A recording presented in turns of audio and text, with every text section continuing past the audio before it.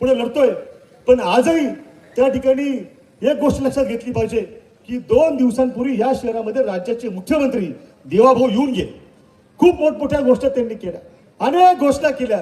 एक गोष्ट तर अशी केली की देशाच्या केंद्रीय गृहमंत्र्यांशी मी बोलतो आणि कुठला एक सिस्पे नावाचा घोटाळा आहे त्याची चौकशी लावतो.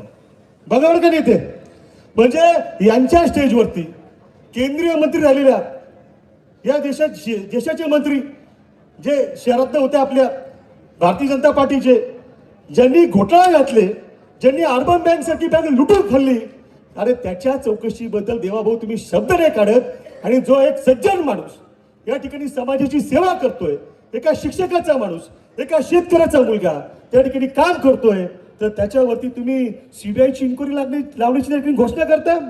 नेते काळजी करू नका, तमाम महिला नगरकर आणि शिवसैनिक तुमच्या पाठीशी आहेत. तुमच्या केसाला जरी धक्का लावला ना तर आम्ही त्याकडे रान पेटून टाकू.